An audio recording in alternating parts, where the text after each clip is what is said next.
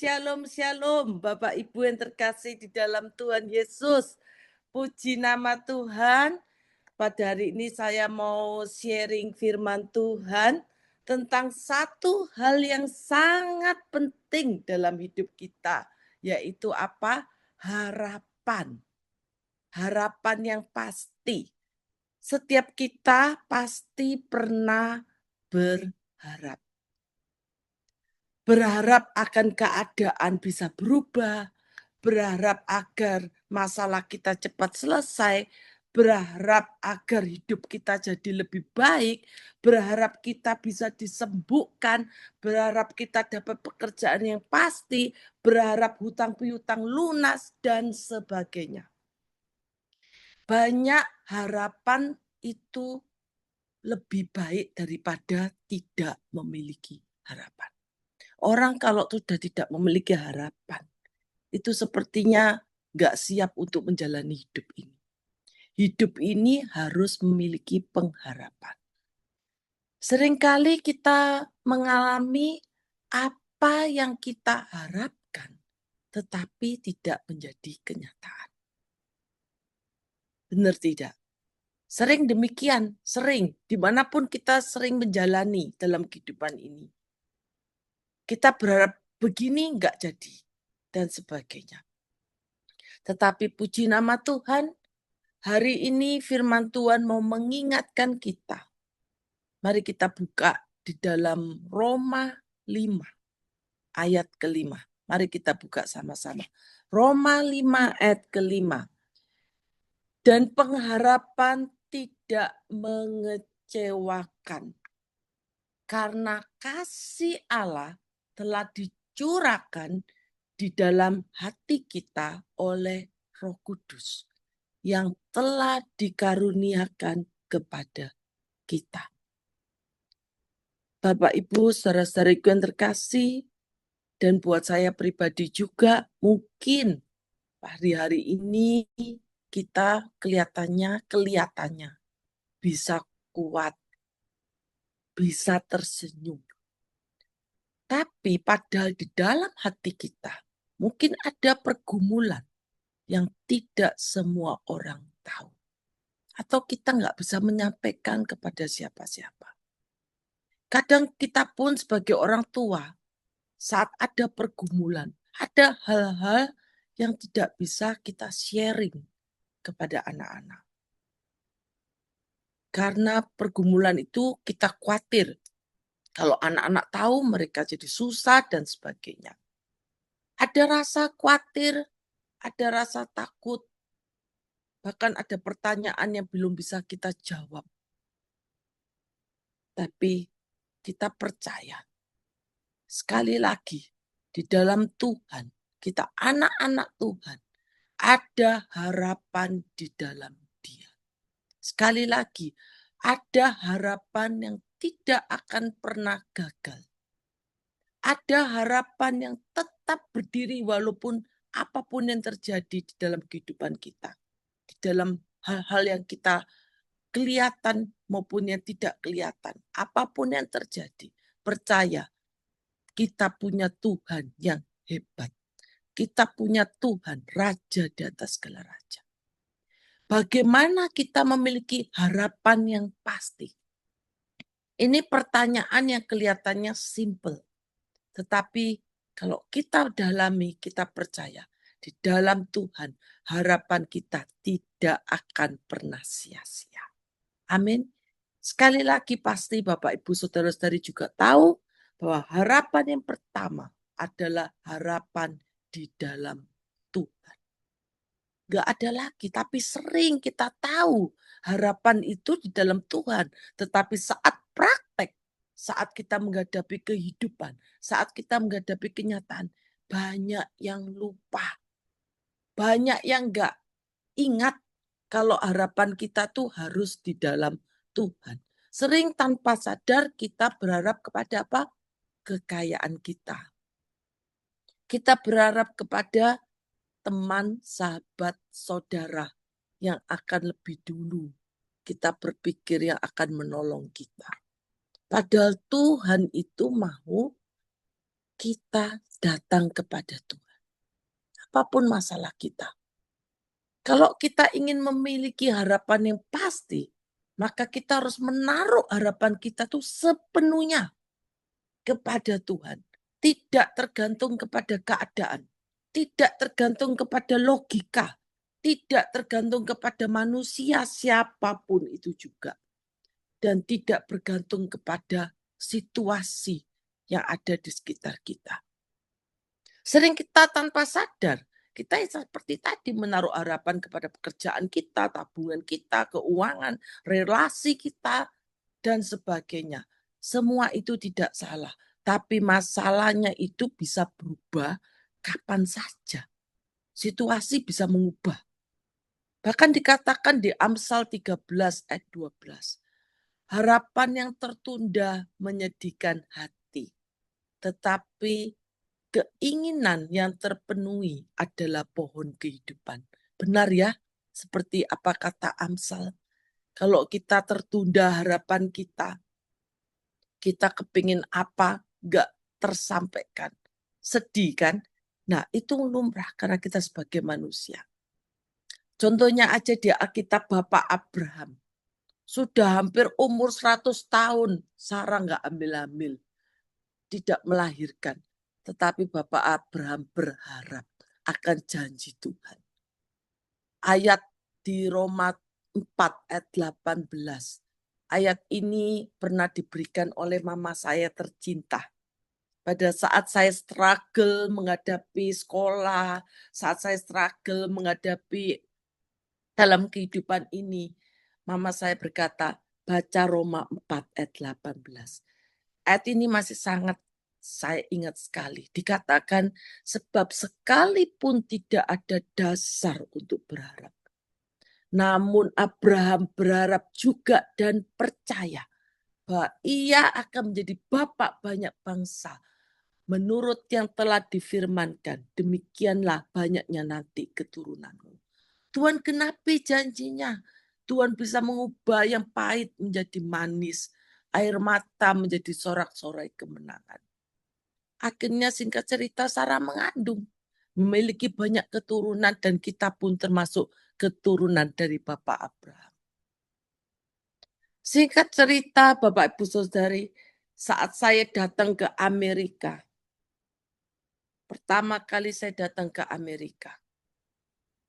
Saya ingat ayat ini Bapak Ibu Saudara-saudari ya. Sekalipun tidak ada dasar untuk berharap. Saya percaya pengharapan yang pasti itu ada di dalam Tuhan. Kalau saya buka mata, saya lihat sekeliling saya. Saya waktu datang ke Amerika, saya cuma bawa koper. Nggak bawa apa-apa. Dan saat saya mau menjalani kehidupan di Amerika, koper itu yang bisa dilihat. Nggak bisa lihat apa-apa selain koper dan isinya. Ya, banyak yang tertinggal. Dan saya nggak mau melihat apa yang ada di belakang. Berjalan terus maju ke depan bersama Tuhan. Saya percaya saat itu saya tidak memiliki rumah. Tetapi saya percaya saat saya melihat rumah-rumah, saya cuma berkata, Tuhan kalau engkau Tuhan izinkan. Gak tahu kapan ya, gak tahu kapan. Tetapi saya cuma percaya waktu Tuhan itu yang terbaik. Waktu Tuhan itu yang tepat. Saya sering memperkatakan seperti janji firman Tuhan. Kalau orang lain bisa memiliki rumah. Kalau saya datang ke syukuran, pemberkatan rumah, saya percaya impartasi terjadi. Saya juga akan memiliki rumah. Di situ kita katakan, di situ kita bayangkan, saya percaya pengharapan di dalam Tuhan tidak pernah sia-sia. Jadi itu hadiah terbesar buat hidup saya dan keluarga saya. Saat saya memiliki rumah, saya ingat janji Tuhan. Itu ya dan amin. Tuhan yang memelihara. Kalau kita berharap kepada Tuhan, tidak akan pernah sia-sia. Amin Bapak Ibu saudara-saudariku yang kekasih. Yang kedua, harapan yang pasti. Harapan yang memberi kekuatan untuk bertahan. Banyak orang tidak bisa berharap, tidak memiliki kekuatan untuk berharap. Karena masih berpikir dengan kekuatannya sendiri. Misalnya pekerjaan sudah nggak ada, tabungan tidak ada, mau hutang juga akhirnya hutang, tetapi kena bunga dan sebagainya. Sepertinya nggak ada harapan. Sepertinya nggak ada jalan. Tapi kalau kita percaya di dalam Tuhan, percayalah harapan itu akan memberikan kekuatan untuk kita bisa bertahan. Kalau di Alkitab kita bisa lihat banyak tokoh, Bapak Ibu Saudaraku ya. Contohnya aja Daud. Bahkan Daud itu banyak masalah. Dia bisa berkata di Mazmur 42 ayat 12, "Mengapa engkau tertekan hai jiwaku? Mengapa engkau gelisah di dalam diriku? Berharaplah kepada Allah. Sebab aku bersyukur lagi kepadanya penolongku dan Allahku." Daud berseru kepada Tuhan. Setiap daripada kita pernah lemah. Daud menguatkan dirinya sendiri untuk tetap berharap. Demikian kita. Kita harus menguatkan diri kita. Karena ada titik tertentu di mana tanpa kita sadari kita menjadi lemah. Itu manusiawi, tapi kita jangan karena kelemahan kita putus asa. Bangkit, jangan lemah. Bangkit, saling kuatkan. Kita kuat di dalam Tuhan. Saya baca kisah Elia di dalam 1 Raja-Raja 19. Kisah Elia ini saat dia memenangkan, memuliakan nama Tuhan, menunjukkan bahwa Allahnya Allah yang hidup, Tuhan di atas segala Tuhan. Maka nabi-nabi palsu itu bisa melihat bahwa dia tidak mendapatkan tanda Allahnya. Saat dibentuklah mezbah untuk menunjukkan mana Allahnya. Nabi-nabi palsu itu sudah berkeliling sampai menoreh-noreh dirinya. Tetapi tidak ada petunjuk dari nabi-nabi Baal yang disembah. Tapi saat Elia mengumpulkan mezbah Tuhan, bahkan dikasih air di sekitarnya, dia berseru kepada Tuhan, maka api turun. Disitulah bisa dilihat bahwa Tuhan Allah yang kita sembah adalah Tuhan Allah yang hidup. Tetapi kita melihat di ayat selanjutnya, ketika Elia sudah mendapatkan kemenangan yang besar, sudah menerima mujizatnya, saat Isabel istri Ahab mendengar nabi-nabi pengikutnya dihanguskan, dihancurkan oleh Elia, dia marah sekali. Ayat kedua, bahkan diancamlah Elia. Isabel menyuruh seseorang suruhan mengatakan kepada Elia, "Beginilah kiranya para Allah menghukum aku, bahkan lebih lagi daripada itu. Jika besok kira-kira pada waktu itu aku tidak membuat nyawamu sama seperti nyawa salah seorang dari mereka itu." Maka kita bisa melihat di ayat selanjutnya, Elia ketakutan. Elia bangkit, lari untuk menyelamatkan nyawanya. Setelah itu dia sampai bersembunyi. Tetapi Tuhan mengingat Elia. Bahkan diberi makan sampai 2 kali. Makanannya menarik loh Bapak Ibu saudaraku. Apa makanannya Elia? Roti bakar ya, sama air di dalam kendi. Diberikan kekuatan buat Elia.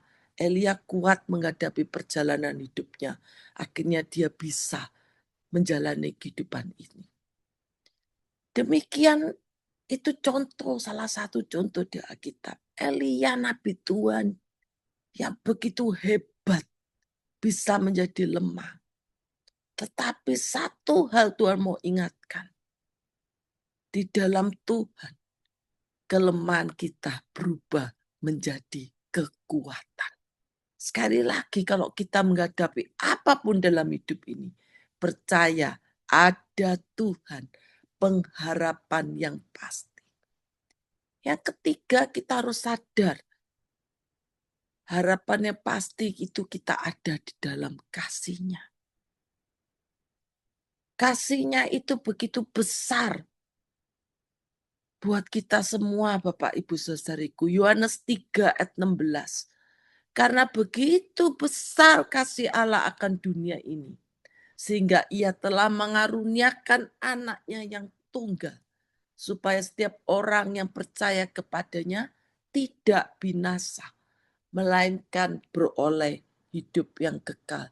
Tuhan Yesus mengasihi kita semua. Itulah fondasi dari seluruh pengharapan kita. Kasih Allah itu tak batas. Kasih-Nya tidak pernah tergantung kepada keadaan. Kasih-Nya tidak pernah berhenti walaupun kita gagal. Kasih Tuhan itu adalah bukti pengharapan kita. Tidak akan pernah sia-sia. Salib Tuhan adalah bukti bahwa kita tidak ditinggalkan. Kebangkitannya adalah bukti bahwa harapan itu hidup. Jadi sekali lagi Bapak Ibu Saudara-saudara yang terkasih, percayalah Tuhan yang sudah memberikan yang terbesar, yaitu nyawanya sendiri buat kita. Maka percaya Tuhan yang akan memelihara kehidupan kita ini. Karena pengharapan yang pasti itu di dalam Tuhan. Yang akan memberikan kekuatan di atas kelemahan kita. Kasih-Nya begitu besar atas kita. Apa yang harus kita ragukan lagi? Jangan berharap kepada manusia. Manusia bisa mengecewakan. Siapapun itu juga. Jangan berharap kepada kekayaan kita. Jangan berharap kepada situasi, keadaan apapun. Jangan berharap kepada teman, sahabat kita. Maka kita akan mengalami kerugian. Kita akan mengalami kekecewaan jika apa yang kita harapkan tidak sesuai dengan apa yang kita inginkan. Dalam pelayanan pun demikian. Jangan terlalu berharap kita akan mendapatkan apa yang kita inginkan. Tetapi layanilah Dia dengan sepenuh hati kita. Dengan kerendahan hati kita. Karena Tuhan adalah Raja di atas segala raja. Firman Tuhan mengingatkan sesuatu yang sangat penting buat saya pribadi dan Bapak Ibu Saudara-saudari sekalian. Bukan hanya punya harapan, sekali lagi bukan hanya kita punya harapan di dalam Tuhan. Tetapi kita harus sadar yang terakhir, bahwa kita harus menghidupi apa yang namanya pengharapan itu. Karena firman Tuhan dikatakan di dalam Yosua 1 ayat 7 sampai ke 8. Mari kita lihat Yosua 1 ayat 7 sampai ke 8. Hanya kuatkan dan teguhkanlah hatimu dengan sungguh-sungguh. Kita harus menghidupi pengharapan kita. Bertindaklah hati-hati sesuai dengan seluruh hukum yang telah diperintahkan kepadamu oleh hambaku Musa. Janganlah menyimpang ke kanan atau ke kiri, supaya engkau beruntung kemanapun engkau pergi. Janganlah engkau lupa memperkatakan kitab Taurat ini, tetapi renungkanlah itu siang dan malam, supaya engkau bertindak hati-hati sesuai dengan segala yang tertulis di dalamnya. Sebab dengan demikian perjalananmu akan berhasil dan engkau akan beruntung. Firman Tuhan ini menjadi remah dalam kehidupan saya dan biar menjadi remah juga dalam kehidupan kita semua. Saya selalu ingat ke kanan dan ke kiri, jangan ke kanan ke kiri artinya jangan menyimpang, tetapi lurus. Hidup benar sesuai kebenaran firman Tuhan. Mungkin kita pernah jatuh, kita pernah lemah, kita pernah berbuat salah. Cepat ambil tindakan untuk kita bertobat. Kita mau ke jalan yang benar. Kita mau melakukan firman-Nya. Supaya apa? Supaya perjalanan hidup kita ini berhasil dan beruntung. Jangan percaya dengan nasib. Kadang kita berkata nasib, patahkan kata nasib. Di dalam Tuhan tidak ada kata nasib, tetapi harapan yang pasti. Harapan dalam Tuhan bukan untuk disalahgunakan, tetapi harapan itu harus diikuti dengan kebenaran. Bukan sekedar kata-kata, tetapi perbuatan kita. Amin. Tuhan Yesus memberkati kita semua. Mari kita berdoa. Bapa, terima kasih Tuhan. Kami sungguh bersyukur Tuhan punya Tuhan yang hidup. Tuhan di atas raja, di atas segala raja dalam hidup kami. Kalau Tuhan harapan yang pasti, karena di dalam Engkau Tuhan kami beroleh kekuatan yang baru. Kami boleh hidup di dalam kasih-Mu untuk seterusnya dan selama-lamanya. Biar berkat Bapak Abraham, Iskak dan Israel boleh turun atas hidup kami dari sekarang sampai selama-lamanya. Yang percaya bersama saya katakan, amin.